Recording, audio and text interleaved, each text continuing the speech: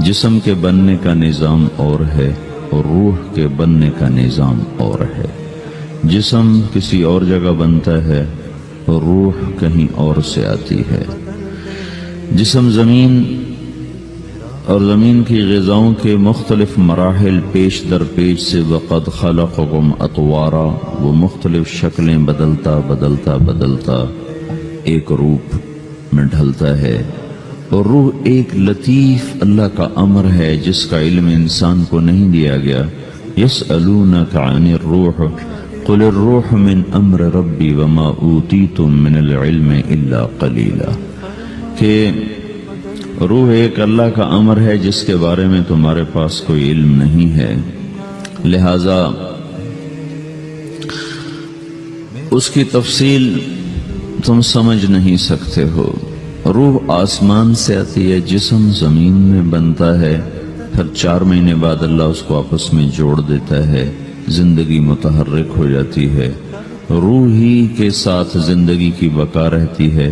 جب اللہ اسے واپس نکال لیتا ہے تو سارے ٹائٹل ہٹ کر صرف ایک نام سب کو مل جاتا ہے، اور وہ میت کا ہوتا ہے۔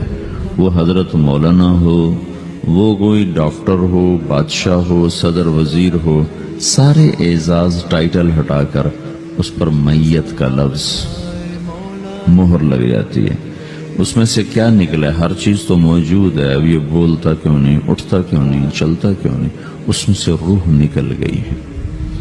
روح ہمارے جسم کی اصل ہے، اسے نکال دو تو جانوروں کو بھی پتا ہے کہ اب یہ بے جان چیز ہے، چیونٹیاں کیڑے مکوڑے بھی اس کو کھانے لگ جائیں گے، جانور بھی کھانے لگ جائیں گے، زمین بھی اس کو گلانے لگ جائے گی، ہوائیں اس کو متغیر کرنے لگیں گی۔ روح انسان کے اندر ایک چلتا ہوا زندگی کا کارواں ہے، اسے جب اللہ واپس بلاتا ہے تو اللہ یتوفی الانفس حین موتها والتی لم تمت فی منامها۔ موت کیا چیز ہے؟ اس کے 200 جواب ہیں سائنس کی کتابوں میں، اور 200 جواب بذات خود بتا رہے ہیں کہ یہ ایک جواب بھی ٹھیک نہیں ہے، اور قرآن ایک جواب دیتا ہے اور وہی حرف آخر ہے، قل یتوفاکم ملک الموت اللہ یتوفی الانفس حین موتها۔ اللہ جو تمہاری روحوں کو موت کے وقت کھینچ لیتا ہے، تمہارے جسم سے نکال لیتا ہے۔ تو میرے بھائیو، موت کے وقت انسان 2 کیفیت میں ہوتا ہے۔ کچھ لوگوں کی روح ایسی نکل رہی ہوتی ہے کہ ان کے رگ رگ میں وہ پھنس رہی ہوتی ہے۔ وَلَوْ تَرَى اِذْ يَتَوَفَّى الَّذِينَ كَفَرُوا الْمَلَائِكَةُ يَضْرِبُونَ وُجُوهَهُمْ وَأَدْبَارَهُمْ، کاش تم دیکھ سکتے وہ منظر جب اللہ کے فرشتے نافرمانوں کی روح کو نکال رہے ہوتے ہیں تو ان کے منہ پہ بھی مارتے ہیں، ان کی کمر پر بھی مارتے ہیں۔ اور اخرجوا انفسکم اليوم، نکالو آج اپنی روحوں اور جانوں، اب تم بچ نہیں سکتے ہو۔ وہ پیچھے ہٹنا چاہتے ہیں، رب ارجعون، مجھے واپس کر دے تھوڑی دیر کے لیے، لعلی اعمل صالحا، اب میں پورا ٹھیک مسلمان بن کے چلوں گا۔ تو اس کے جواب میں ہوتا ہے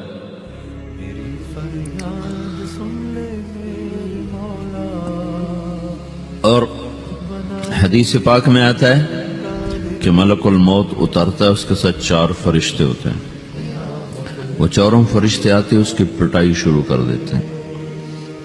ابھی پرسوں یہ حدیث میں نے پڑھی ابن ماجہ میں کہ ملک الموت کہتا ہے ایتھا النفس الخبیثہ کانت فی الجسد الخبیث، اے خبیث روح جو خبیث جسم میں تھی، اخرج باہر آؤ۔ اب وہ واپس تو ہو نہیں سکتا، اپنے آپ کو روک تو سکتا نہیں، تو وہ حیران پریشان خوف زدہ، تو اس کے جواب میں اس کو ملک الموت کہتا ابشری بحمیم وغساق وآخر من شکلہ ازواج، تیار ہو جا خوفناک عذاب کے لیے اور کھولتے پانیوں کے لیے، کانٹے دار جھاڑیوں کے لیے اور بے شمار عذاب کی شکلوں کے لیے۔ تو اس کی روح کو جب کھینچتے ہیں تو رگ رگ سے وہ کٹ کے نکلتی ہے، تو سارا وجود زیر و زبر ہوتا ہے، سکرات کا درد ساری دنیا کے دردوں پر حاوی ہے۔ جب اس کی روح نکلتی ہے اور اس کو لے کر آسمان پر چلتے ہیں تو دروازے پر پہنچتے ہیں تو اندر سے فرشتے پوچھتے ہیں کون ہے؟ کہتے ہیں فلاں فلاں کا بیٹا ہے۔ کہا نفس خبیثہ فی الجسد الخبیث، یہ تو وہی بدماش ہے جو بدماش جسم میں تھا، یہ وہ بدبخت روح ہے جو بدبخت جسم میں تھی، اس کے لیے آسمان کے دروازے نہیں کھل سکتے، اسے واپس کر دیا جائے۔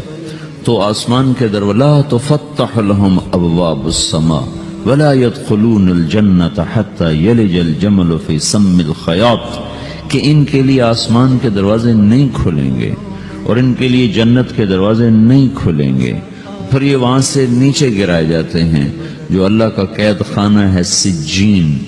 وما ادراک ما سجین کتاب مرقوم، وہ تمہیں خبر نہیں کہ وہ کیا خوفناک قید خانہ ہے جو اللہ تعالیٰ نے بنایا ہے، اسے وہاں دھکیل دیا جاتا ہے۔ پھر قیامت تک اس کے لیے انتظار کی گھڑیاں ہیں اور عذاب کی شدت ہے۔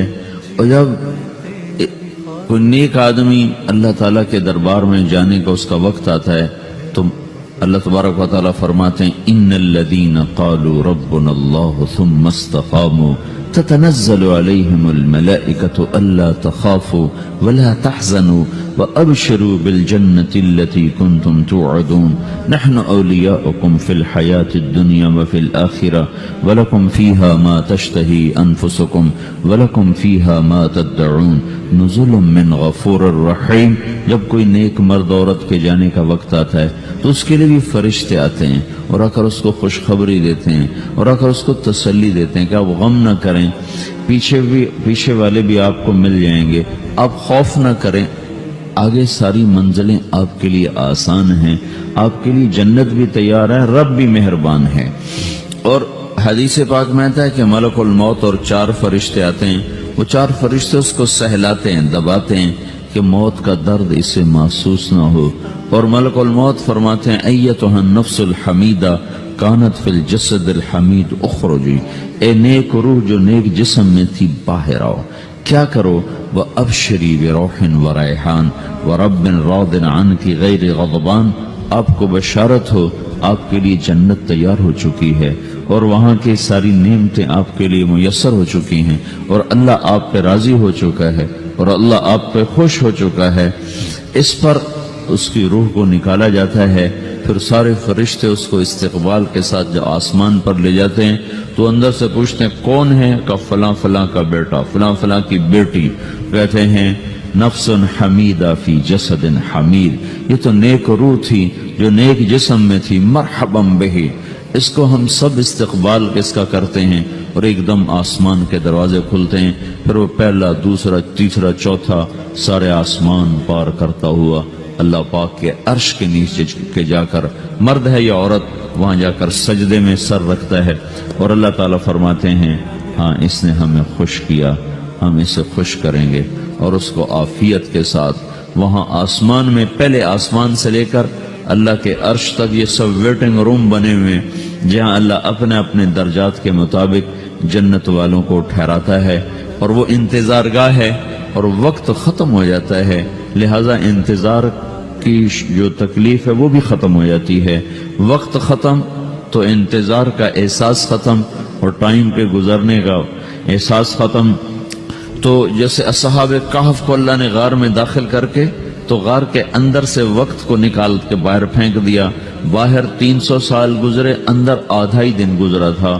وہ جب اٹھے تو وہ 25 برس کا نوجوان 325 سال کا ہو کے نہیں اٹھا، وہ 25 سال کی عمر میں اٹھا ہے، نہ ناخن بڑا ہے، نہ مونچھیں بڑی ہیں، نہ ان کی داڑیاں لمبی ہوئی ہیں، کیونکہ تو زندہ تھے، مر نہیں گئے تھے، تو زندہ کے تو بال بھی بڑھتے ہیں، ناخن بھی بڑھتے ہیں، لیکن وہ اس طرح اٹھے کہ 300 برس گزر گئے اور 25 برس کا نوجوان 25 سال کی عمر میں اٹھا ہے، 20 برس کا 20 برس کی عمر میں اٹھا ہے، اور وہ کہنے لگے کم لبثنا، بھائی کتنا ٹھہرے ہیں؟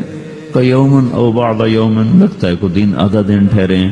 وہ صحیح کہہ رہے تھے، باہر اللہ تعالیٰ نے وقت کی گھڑی کو چلائے رکھا اور اندر غار میں اس کو سوئچ آف کر دیا، نکال دیا، یہاں وقت کو داخل نہیں ہونے دیا، تو وقت کے گزرنے سے جو بھی اثرات مرتب ہوتے ہیں وہ ان پر مرتب نہیں ہوئے، تو وہ 20 آدھے دن کے بعد اٹھے ہیں، باہر 300 سال، اندر آدھا دن۔ یہی کچھ اللہ تبارک و تعالیٰ برزخ میں کر دیتا ہے، وقت کو ختم کر دیتا ہے، گزرنے کا احساس نہیں ہوتا ہے۔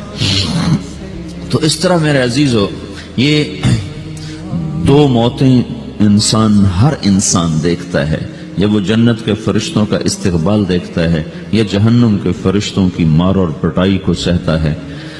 رابعہ بصری رحمت اللہ علیہ کا انتقال ہونے لگا تو انہوں نے رات کو فوت ہوئی تو انہوں نے اپنی خادمہ کو بلا کے فرمایا کہ کسی کو بتانا نہیں، جب میں مر جاؤں تو پڑوس میں 2-4 کو بلا کر نا میرا جنازہ پڑھوا دینا، اور جس کرتے میں تہجد پڑھتی تھی وہی میرا کفن بنا دینا، اور صبح بے شک لوگوں کو بتا دینا، میرے مرنے کے بعد میری میت کو رکھنا نہیں، فوراً دبا دینا۔ جب ان کا انتقال ہوا تو انہوں نے پڑوس کے 2-4-10-20 آدمی بلائے اور ان کو تدفین تجہیز سب کچھ ہو گئی۔ صبح شور مچا کہ وہ رابعہ بصری کا انتقال ہو گیا۔ تو اگلے دن وہ خواب میں اس خادمہ کو ملی اور کہا بیٹی تیری بڑی مہربانی، تو نے میری وصیت کے مطابق عمل کیا۔ اس نے دیکھا کہ انہوں نے ایک خوبصورت سبز لباس پہنا ہوا ہے، تو وہ فرمانے لگی، انہوں نے سوال کیا کہ آپ کے ساتھ قبر میں کیا ہوا؟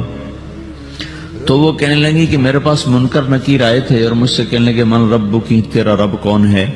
تو میں نے کہا سبحان اللہ، 40 برس جس کو میں نہ بھولا سکی اس کو 4 ہاتھ زمین میں آ کے میں بھول جاؤں گی۔ ان کا 42 برس کی عمر میں انتقال ہوا تھا۔ تو وہ کہنے لگے سبحان اللہ، جس کو میں 40 برس نہ بھولا سکی میں اسے 4 ہاتھ زمین کے اندر آ کے بھول جاؤں گی۔ تو منکر نکیر کہنے لگے اس کا کیا حساب لینا؟ پھر انہوں نے پوچھا کہ وہ آپ کا وہ کرتا کہاں گیا تہجد والا جس میں آپ کو کفن دیا تھا؟ کہا وہ اللہ نے مجھ سے لے لیا ہے اور میرے اعمال کے خزانے میں رکھ دیا ہے، قیامت کے دن میرا وہ کرتا بھی میرے ترازو میں تولا جائے گا اور مجھے یہ لباس پہنایا ہے جو جنت کا لباس ہے۔ یہ بھی ایک موت ہے۔ اس طرح بھی لوگ مرتے ہیں۔ اور دوسری بھی ایک موت ہے، ہمارے علاقے کی بتا رہا ہوں، اپنے علاقے کی۔ ایک زمیندار مر گیا، اس کی قبر کھودی، ساری بچھوؤں سے بھری ہوئی، ایسے جیسے چیونٹیاں پھر رہی ہوتی، تو انہیں وہ بند کر کے دوسری کھودی، ساری بچھوؤں سے بھری ہوئی، پھر وہ بند کر کے تیسری کھودی، ساری بچھوؤں سے بھری ہوئی۔ قبرستان میں اتنے بچھو کہاں سے آ گئے؟ یہ زمین کے بچھو نہیں ہے، یہ آخرت کی بلائیں ہیں جس کے ساتھ اب اس سے قیامت تک رہنا ہے اور گزارا کرنا ہے۔ تو یہ 2 طرح کی موتیں روزانہ لوگ مرتے ہیں، روزانہ لوگ مرتے ہیں۔ جب نماز کا وقت ہوتا ہے ملک الموت ساری دنیا کا چکر لگاتا ہے اور دیکھتا ہے کون پڑھ رہا ہے کون نہیں پڑھ رہا، کون پڑھ رہا ہے کون نہیں پڑھ رہا۔ جو نماز کی پابندی کرتا ہے اس کی موت آسانی سے ہوتی، جو نماز میں غفلت کرتا ہے اس کے ساتھ موت کے وقت شدت اور سختی اختیار کی جاتی۔ تو بھائیو یہ ایک جسم ہے، ایک روح ہے۔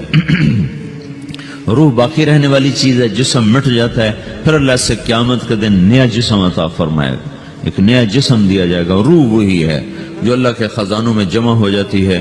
نافرمان کی سیاہ کالی روح ہوتی ہے، فرما بردار کی روشن چمکدار روح ہوتی ہے۔ تو اللہ نے کچھ تقاضے جسم کے رکھے ہیں اور کچھ روح کے رکھے ہیں۔ جسم کے تقاضے پورے نہ کرو تو یہ پریشان ہو جاتا ہے، روح کے تقاضے پورے نہ کرو تو یہ پریشان ہو جاتی ہے۔ روح کی پریشانی جسم سے زیادہ ہے، چونکہ روح کی طاقت جسم سے زیادہ ہے۔ جسم مٹی سے بنا ہے، اس کی غذا بھی مٹی سے نکلتی ہے۔ روح آسمان سے ہے، اس کی غذا بھی آسمان سے ہے۔ روح کا تعلق جب تک اللہ سے نہیں جڑتا اس سے بھوک اور پیاس لگتی رہتی ہے۔ جسم کو جب تک روٹی اور پانی نہ ملے یہ تڑپتا اور پریشان رہتا ہے۔ جیسے اللہ تعالیٰ نے ہمارے جسم میں روٹی اور پانی کی طلب کو بے ساختہ رکھ دیا ہے۔ میں بیان کے دوران بھی پانی پی رہا ہوں، آپ دیکھ رہے ہیں کہ میرا حلق سوکھ جاتا ہے، مجھے طلب محسوس ہوتی ہے پانی، حلق سوکھتا ہے پانی کی طرف بھاگتے ہیں، بھوک لگتی ہم روٹی کی طرف بھاگتے ہیں۔ یہ ایک ایسا اندر میں آٹومیٹک سسٹم ہے کہ ہم اس کو آف نہیں کر سکتے۔ یہ سوتے سوتے بھی بھوک کی وجہ سے آنکھ کھل جاتی، سوتے سوتے پیاس کی وجہ سے آنکھ کھل جاتی ہے۔ یہ ایسا خود اللہ تعالیٰ نے ساختہ نظام بنایا ہے کہ آپ اپنے جسم میں روٹی اور پانی کی طلب کو نہیں نکال سکتے۔ میرے عزیزو ٹھیک اسی طرح اللہ نے انسانی روح میں اپنی طلب رکھ دی ہے اور اپنے رسول کی طلب رکھ دی ہے۔ یہ 2 طلب ایسی ہیں کہ یہ آپ کے جسم روح سے نکل نہیں سکتی۔ جیسے بھوکا روٹی نہ کھا لے، پیاسا پانی نہ پی لے، اسے چین نہیں آ سکتا، وہ روح جو اللہ اور اس کے رسول سے نہ آشنا ہے، جب تک وہ وہاں تک پہنچ نہیں جاتی اسے چین نہیں آ سکتا، اس کا اندر پریشان رہے گا۔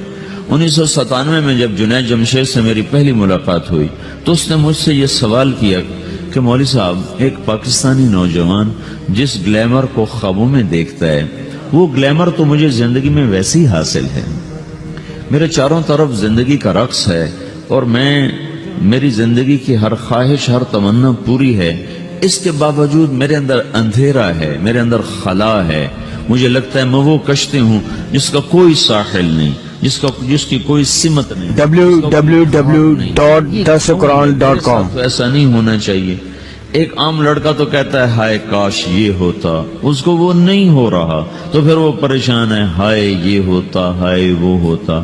تو میں تو ہائے نہیں کرتا ہوں، میری تو ہر لذت اور خواہش میرے سامنے تشتری میں سجا کے پیش کی جا رہی، میں کیوں ایسا کر رہا ہوں؟ میں ہائے ہائے کیوں کر رہا ہوں؟ میرا اندر ویران کیوں ہے؟ میرے اندر میں خلا کیوں ہے؟ یہ وہی خلا ہے کہ وہ روح کی پیاس کو شراب میں بجھانا چاہتا ہے، وہ روح کی پیاس کو لڑکی میں بجھانا چاہتا ہے، وہ روح کی پیاس کو موسیقی سے بجھانا چاہتا ہے، وہ روح کی پیاس کو دنیا کی رعنائیوں میں 5 سٹار ہوٹلوں سے بجھانا چاہتا ہے۔ روح کیا جانے روٹی کیا ہے، شراب کیا ہے، پانی کیا ہے، عورت کیا ہے، موسیقی کیا ہے، گھنگرو کیا ہے، پائل کیا ہے، چھنکار کیا ہے، روح کو ان چیزوں کی کیا خبر؟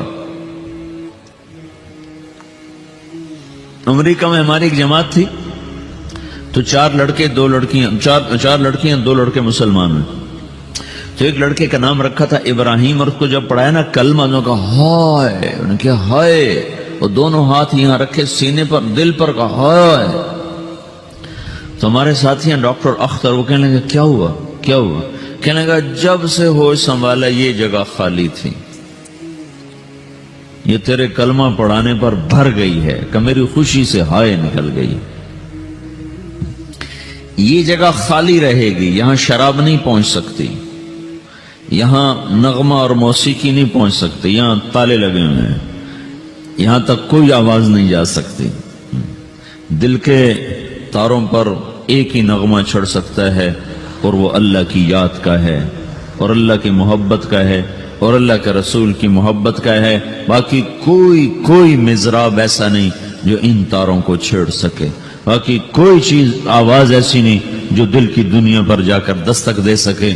یہاں بند دروازے ہیں، یہاں صرف اللہ پہنچے گا، اللہ کے رسول کا تعلق پہنچے گا، باقی کوئی چیز یہاں نہیں جا سکتی۔